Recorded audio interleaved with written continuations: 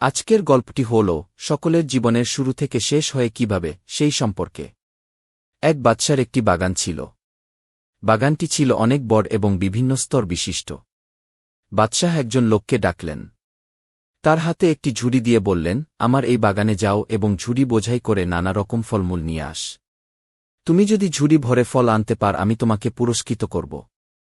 কিন্তু শর্ত হল, বাগানের যে অংশ তুমি পার হবে সেখানে তুমি আর যেতে পারবে না। লোকটি মনে করল এটা তো কোনো কঠিন কাজ নয়। সে এক দরজা দিয়ে বাগানে প্রবেশ করল। দেখল গাছে গাছে ফল পেকে আছে, নানা জাতের সুন্দর সুন্দর ফল। কিন্তু এগুলো তার পছন্দ হল না। সে বাগানের সামনের অংশে গেল।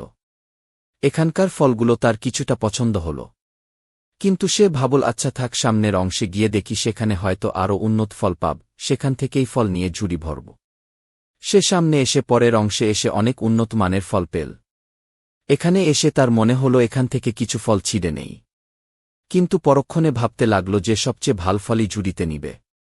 তাই সে সামনে এগিয়ে বাগানের সর্বশেষ অংশে প্রবেশ করল। সে এখানে এসে দেখল ফলের কোনো চিহ্নই নেই।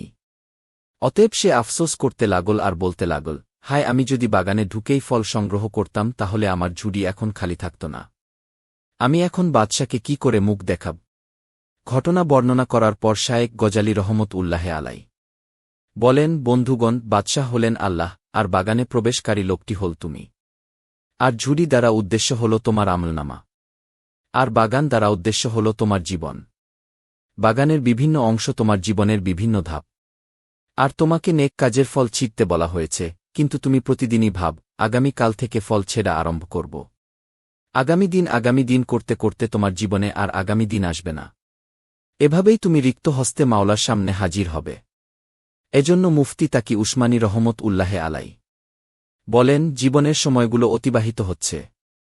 জীবন কেটে যাচ্ছে, জানা নেই বয়স বাকি কত। সুতরাং নেক কাজের বাসনা জাগ্রত হওয়ার সাথে সাথে তা করে ফেলুন। কে জানে কিছুক্ষণ পরে মনের এই আগ্রহ থাকবে কিনা। এটাও জানা নাই একটু পর বেঁচে থাকব কিনা। যদিও বেঁচে থাকি হয়তো দুনিয়াবি কোনো ব্যস্ততা সামনে এসে পড়বে। অতএব নেক কাজ যখনই করতে মন চায় তখনই করে নিন। জীবন থেকে ফায়দা লুটে নিন। তাই জীবন নামক আল্লাহর অনুগ্রহে দেয়া বাগানে বিচরণকালে আমলনামার বিশেষ ঝুড়িতে যখনই সুযোগ পাওয়া যায় তখনই নেকি নামক ফল দিয়ে প্রথম থেকেই ভরা শুরু করতে হবে।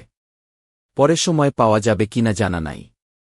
আমি তো জানি যে একদিন আমার মতো অনেকেই ছিল, আজ তারা কেউই বেঁচে নেই, আর কোনো দিন তারা ফিরেও আসবে না। যে কোনো দিন তুমি, আমি ও আমরা সবাই নাই হইয়া যাব চিরতরে। আমাদের কিসের এত অহংকার, কিসের এত বাহাদুরি। সময় থাকতে আমাদের সবাইকে হুঁশ করতেই হবে।